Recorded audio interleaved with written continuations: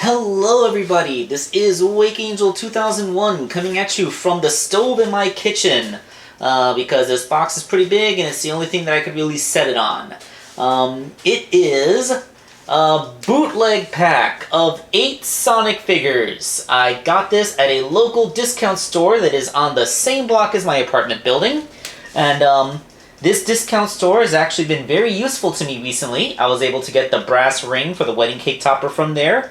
And just recently I bought a couple of little locks for my luggage that I'm going to be using on my vacation. So it's been a very useful store to me. I've done a lot of other shopping there. And they do have real Sonic figures there as well, although they are kind of expensive. They want $20 for them instead of $10, which is still cheaper than that toy store in the Bay Plaza Mall had them for, but it's, it's still more than what I would get them for at the Collector Cave. But they had the classic way. They had like classic Eggman, Mighty, and you don't want to hear about that. You want to hear about what's right in front of you. This is another one of those playsets that claims to be Sonic the Hedgehog 2 merchandise with the movie logo and everything, but it really just contains a whole bunch of knockoffs. Apparently, most of these knockoffs come from some obscure Mexican or South American toy companies that make cheap Sonic toys for their own markets, which explains why their molds aren't obviously based off of anything official.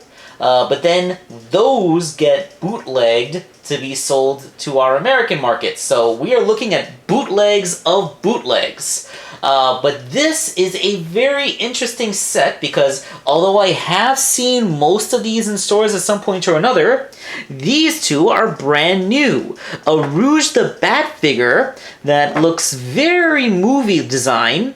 In fact, we'll talk about her specifically in a bit. And something I've never seen before, a Cream the Rabbit. I can't even fathom what they would have bootlegged this Cream the Rabbit off of, but here she is.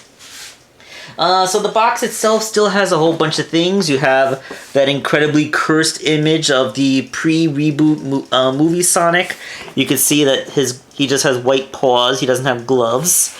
And then we have Boom, Amy, and Styx, not featured in the package. Metal Sonic, also not featured in the package.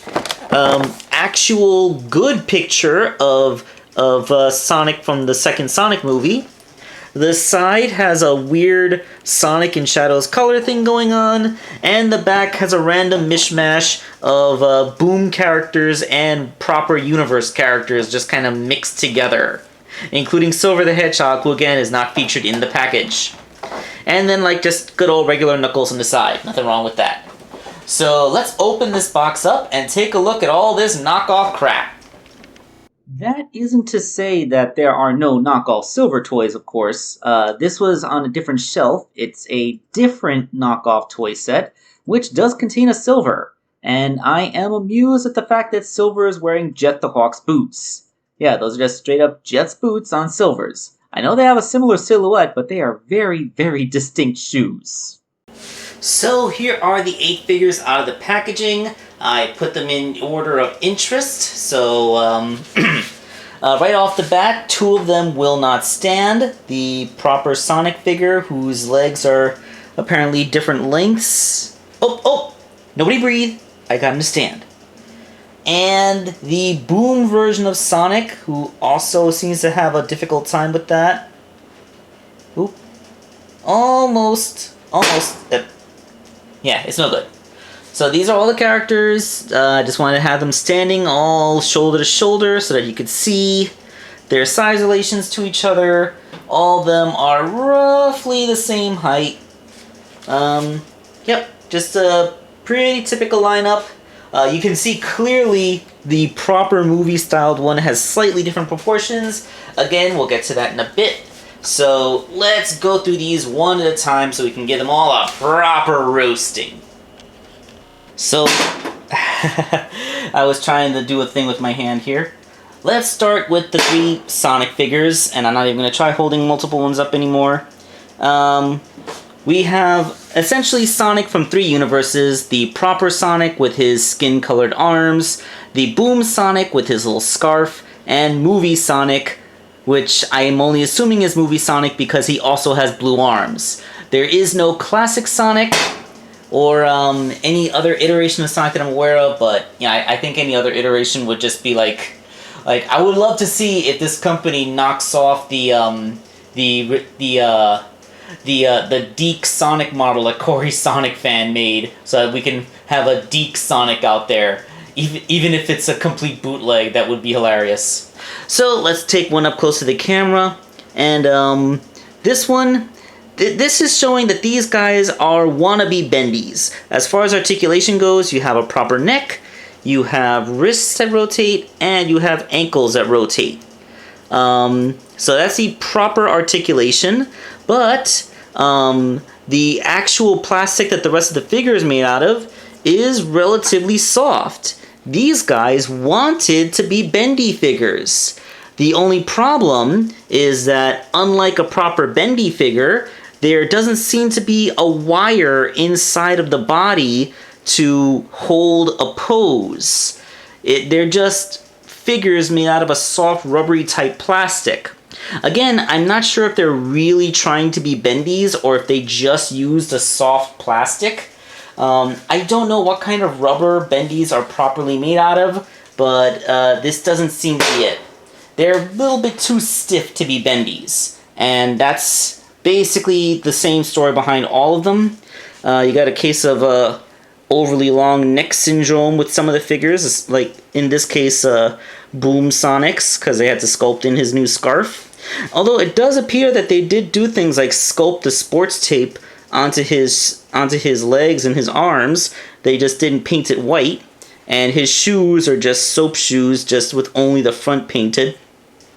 No, they're not the soap shoes, they're the proper Sonic shoes with the buckles on the side. And yeah, that's all they wrote for there. There's of course Mold Flash, but I'm actually pretty impressed by how the eyes are painted, to be honest.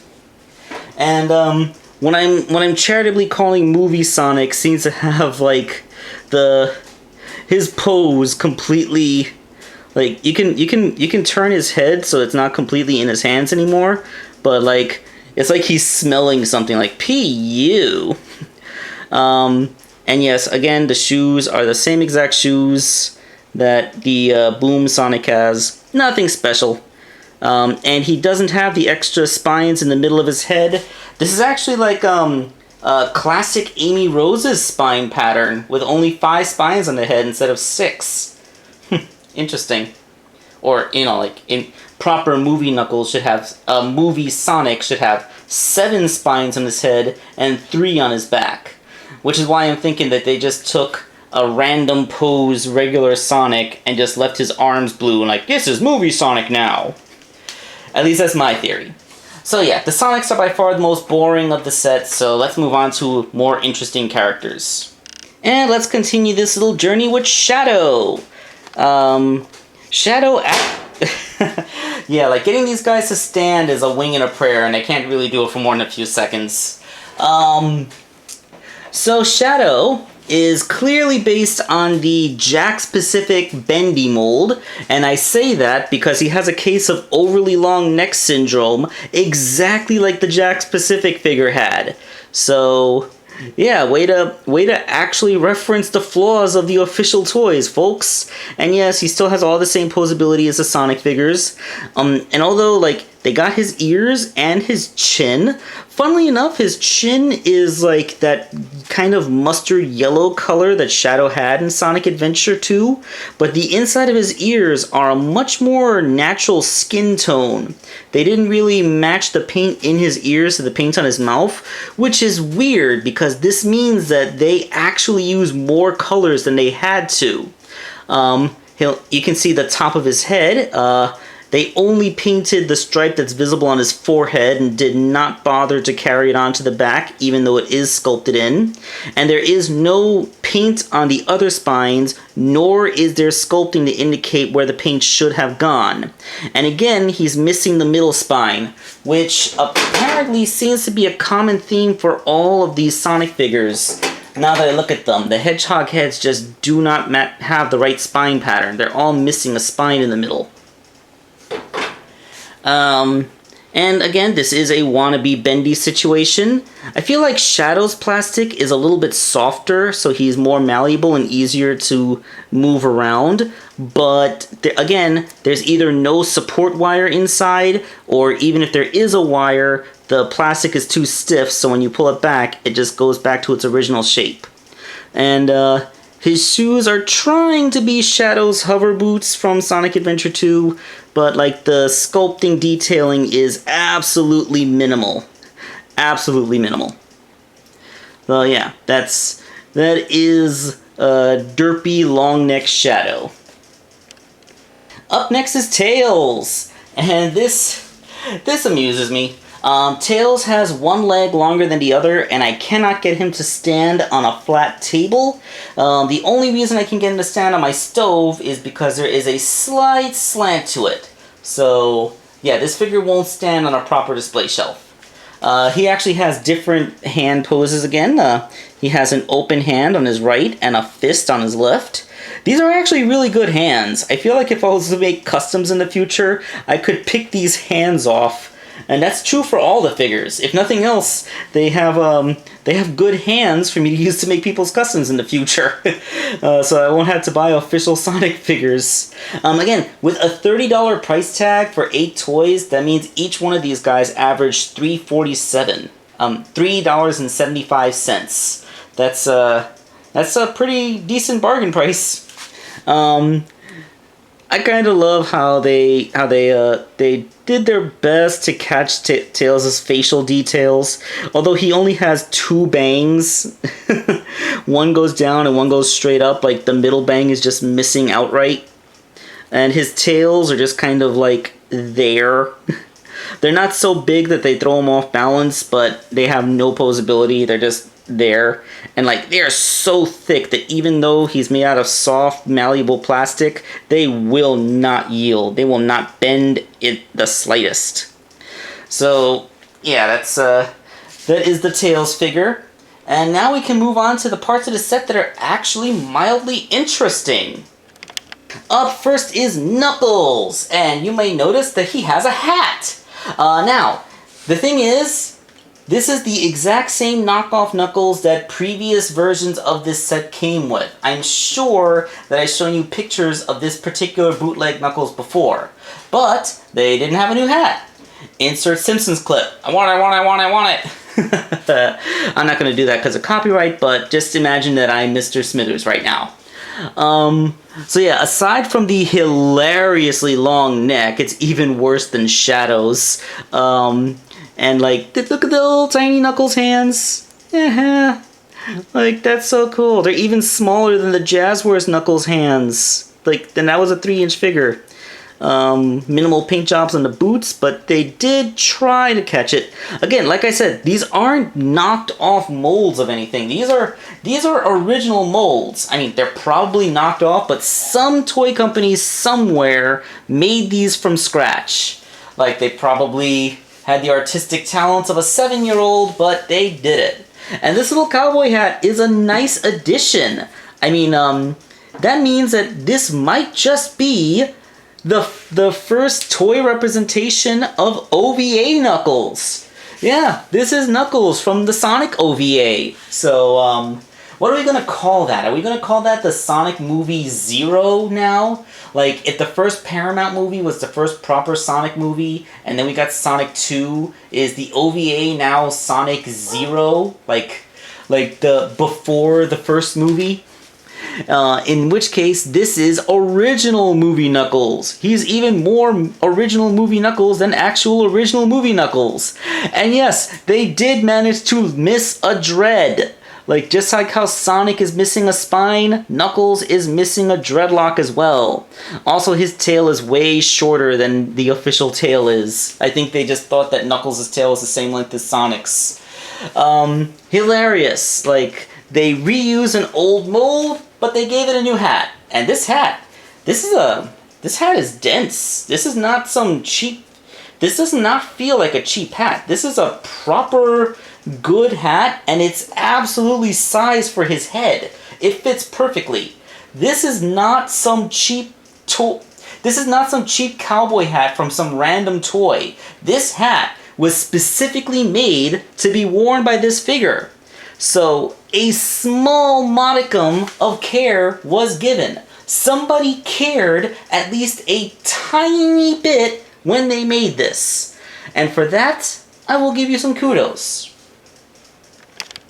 Okay, now let's get into the really interesting stuff. There is a Cream the Rabbit toy here. A knockoff Cream the Rabbit.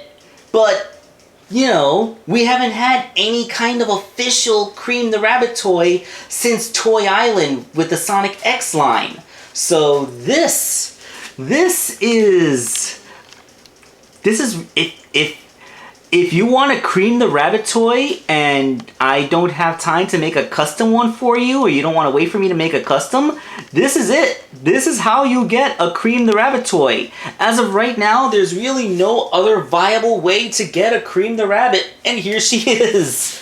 I think they knew that because this is actually decently good. I mean, she's a little bit dirty on the back of her head, but and like clearly she's kind of the wrong color. She's mostly just white. But like, look, they got the details. They painted the back of her ears as well as the front. They didn't paint the insides, but they got all the details on her eyes. Like that's tampagraphing. That is legit actual tampagraphing for her eyes and her eyelashes. They got the little mark she has on the top of her head. They even got the details of her shoes more or less right. Like, this is, I really don't know how to say it. Yeah, she has like a swivel head and her ankles and wrists move, and it's a little difficult to get her to stand, but she can. This is decent. This is a perfectly serviceable little Cream toy. Like, you could probably give her a good paint job, and this would be a passable Cream figure.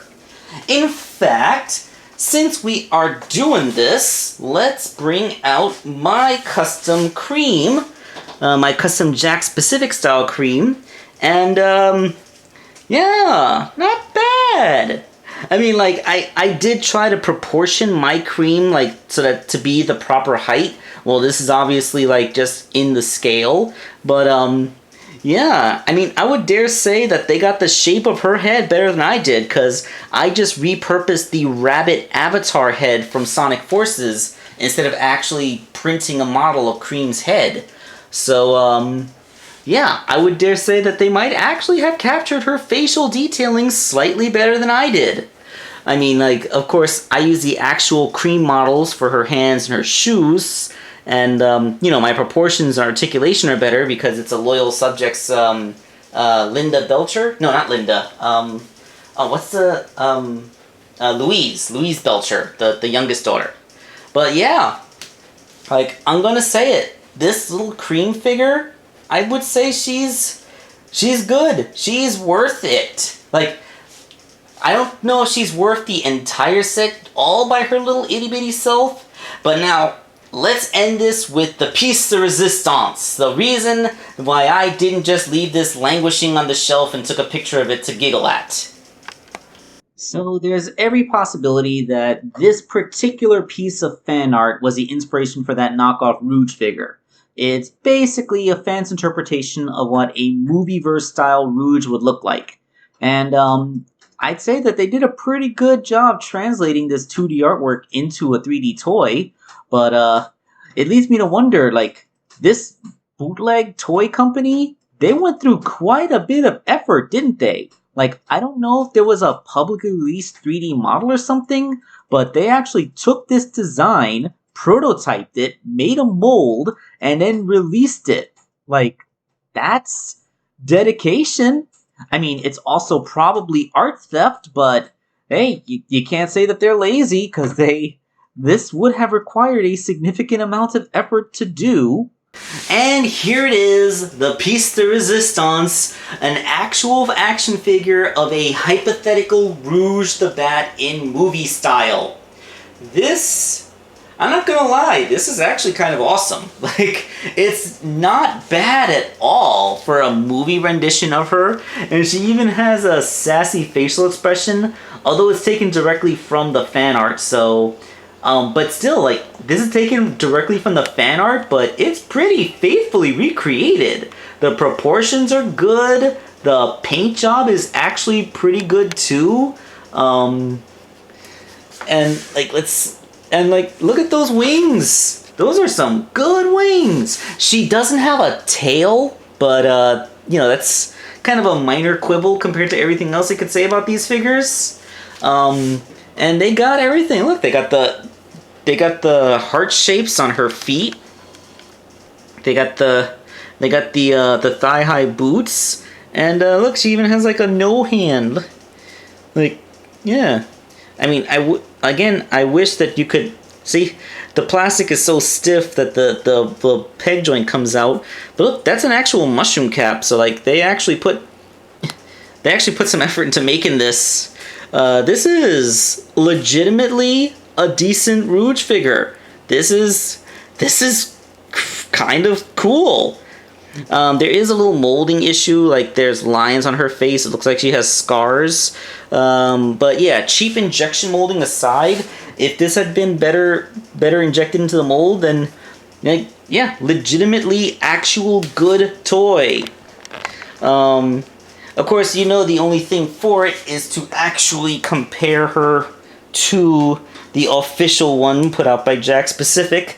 And in this case, it's probably going to be no contest. But again, we're comparing styles. Like we're looking at movie style versus original universe style.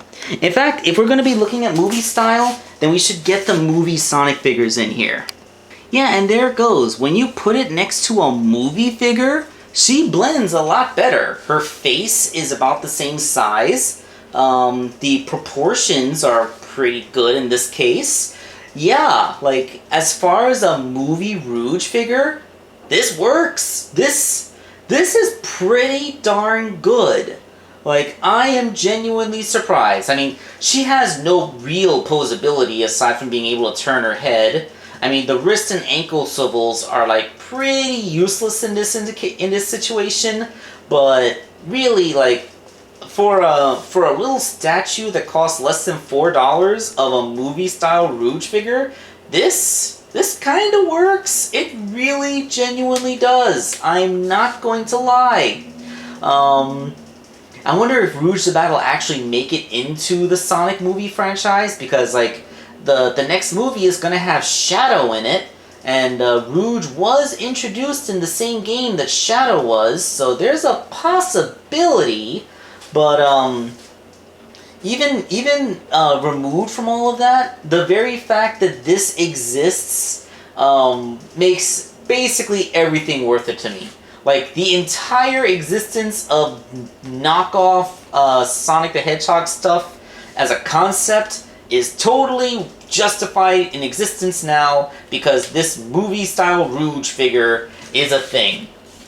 Alright, maybe also the Cream figure. Like, the Cream figure was a nice addition for the set. But, yeah, like, for all the time that we've been hurting for Rouge merchandise, for us to get a knockoff, and it's actually of something that doesn't officially exist. So can you even really call it a knockoff? I mean, it's a cheap toy, yes, but it's not knocking off anything. So, wow, I'm tickled. I absolutely love the fact that this exists.